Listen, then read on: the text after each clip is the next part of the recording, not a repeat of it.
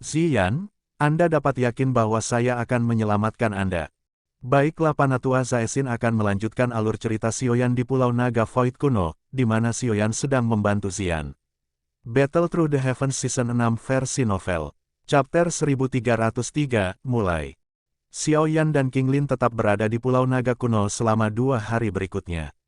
Penatua Zuli bergegas mempersiapkan hal-hal yang diperlukan untuk memperbaiki kristal energi di Xian.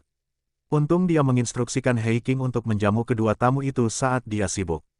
Karenanya, 2 hari berlalu dengan cepat sambil menunggu di waktu luang. Pada pagi ketiga, Penatua Zuli akhirnya muncul di depan Xiaoyan dengan wajah serius. Melihat ini, Xiaoyan mengerti bahwa hari ini kemungkinan besar mereka akan memulai. Teman kecil Xiaoyan, tolong ikuti aku yang dulu. Zuli memberitahu Xiaoyan sebelum berbalik dan memimpin di depan. Xiaoyan dengan cepat mengikuti dari belakang. Xiaoyan mengikuti Zuli saat dia terbang ke bagian terdalam dari Pulau Naga. Dia menemukan bahwa atmosfer Pulau Naga tampak jauh lebih serius hari ini. Langit yang biasanya kosong terkadang memiliki 1 atau 2 sosok terbang melewatinya. Mata mereka dengan hati-hati menyapu keluar dari alam kosong. Meskipun kami telah melakukan pekerjaan yang baik untuk menjaga rahasia ini, Ziyan sangat penting bagi klan Naga kuno.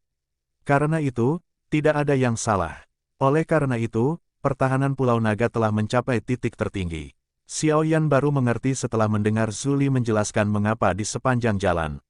Xiaoyan sangat bisa merasakan bahwa energi di sekitar mereka menjadi lebih panas saat dia terbang menuju bagian terdalam dari Pulau Naga. Tempat ini, sebenarnya memiliki gunung berapi. Kejutan melintas di mata Xiaoyan saat dia merasakannya secara detail. Naga Void kuno benar-benar bertindak dengan cara yang agung. Tak disangka mereka membangun gunung berapi asli di pulau itu. Setelah terbang selama 10 menit, Penatua Zuli perlahan mengurangi kecepatannya. Xiaoyan mengikutinya dan melihat ke depan. Dia bisa melihat gunung besar di depan. Puncak gunung menunjukkan bentuk cekung di mana asap putih panas melingkar dan naik. Sosok hitam tiba-tiba bergegas dari kejauhan ketika Xiaoyan dan Zuli tiba di bagian langit ini. Setelah itu, sosok itu muncul di depan kelompok Xiaoyan. Kamu, Taijian Sunze. Mengapa kamu di sini? Xiaoyan awalnya melirik sosok manusia ini secara acak. Tanpa diduga, pandangannya tertuju pada sosok ini. Dia berteriak tak percaya. Sosok manusia di depan mengenakan jubah hitam. Dia membawa pedang logam di punggungnya. Penampilannya seperti Taijian Sunze, yang menemani kelompok Xiaoyan untuk menyelamatkan Yao Lao saat itu. Namun, Taijian Sunze tetap di belakang untuk memblokir Tianzun hitam putih saat itu. Awalnya, Xiaoyan mengira dia sudah pergi, tetapi dia akhirnya tiba-tiba bertemu dengannya lagi. Haha, Elder Zuli tertawa saat melihat ekspresi Xiaoyan. Wajah Taijian Sunze juga bergerak sedikit saat dia tampak tersenyum. Mungkinkah ahli misterius saat itu adalah Penatua Zuli? Mata Xiaoyan tidak fokus saat dia bertanya pada Zuli dengan heran. Aku diam-diam mengikuti Ziyan setelah dia pergi. Dia terlalu penting bagi klan Naga Void kuno kita. Bagaimana saya bisa membiarkan dia secara acak menerobos sendirian? Penatua Zuli membelai janggutnya dan tertawa. Saat itu, saya hanya membantunya menstabilkan celah spasial dan tidak melakukan apapun untuk membantu. Adapun Taijian, aku yang dulu memang mengagumi karakternya ini. Oleh karena itu, saya menyelamatkannya dari tangan Hall of Souls setelah Anda pergi. Petik 2. Tidak terduga bahwa aku kecil tanpa sadar telah menerima bantuan dari tetua Zuli, Xiaoyan tertawa. Getir, ini hanya masalah kecil, Penatua Zuli secara acak melambaikan tangannya.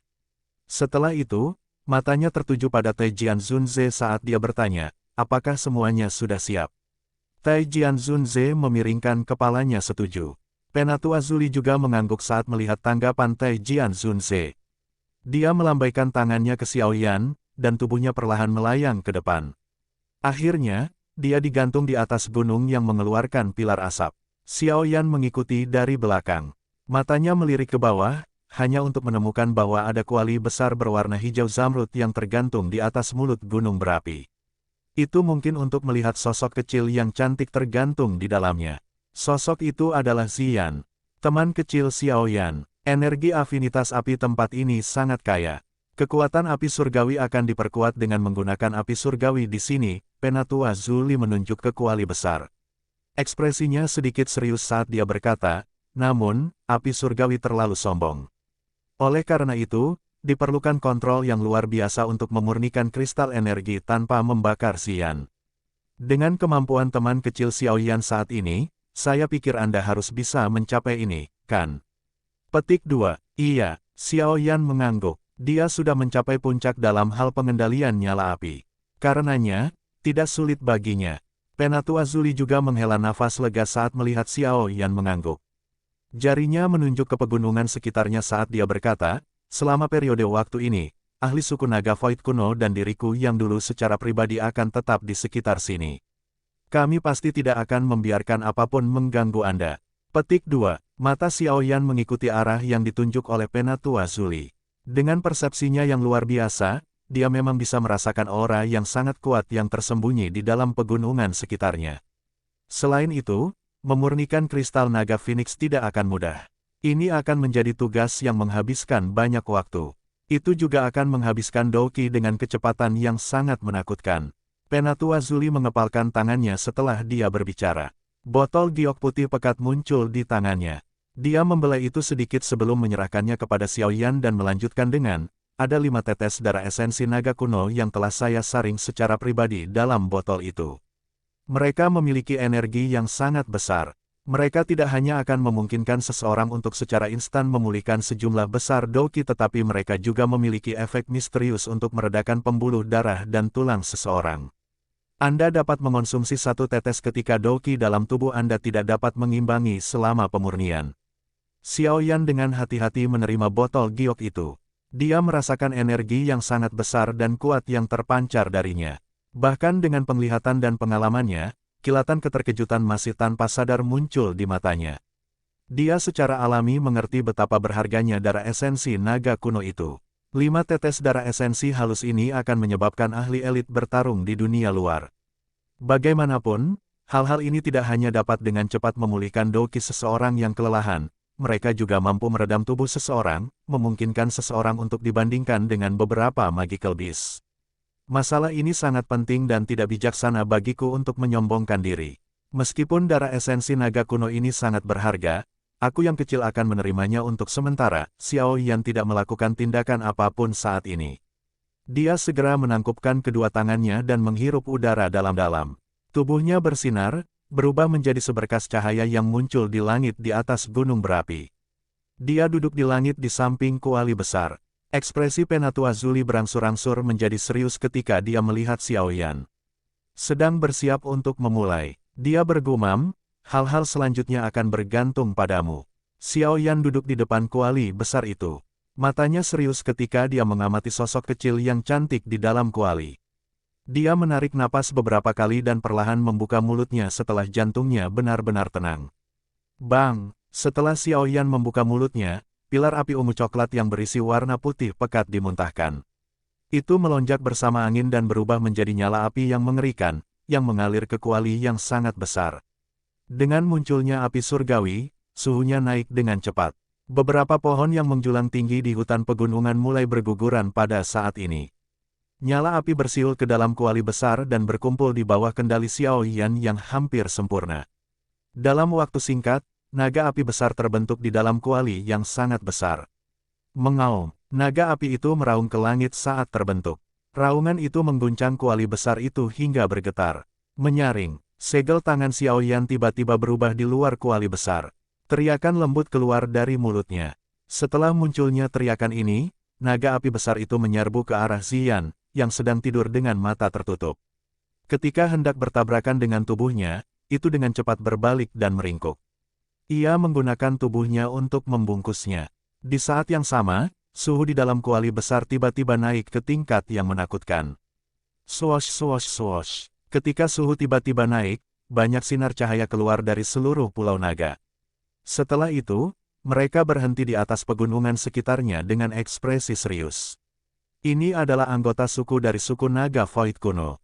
Mereka tampaknya menyadari masalah itu hari ini.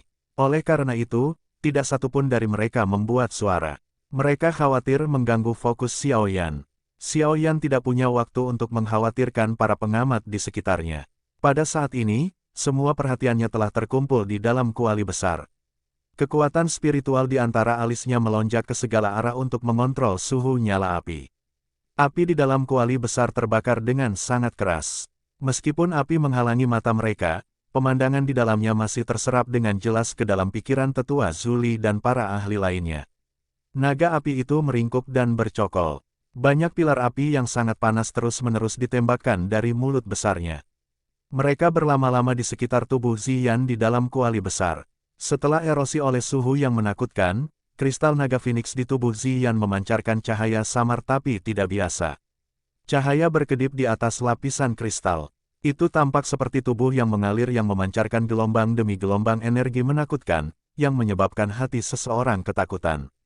Api surgawi terus meludahi tubuh Ziyan. Namun, kristal naga Phoenix tidak menunjukkan tanda-tanda perubahan. Meski begitu, Xiao Yan tidak sedikit panik.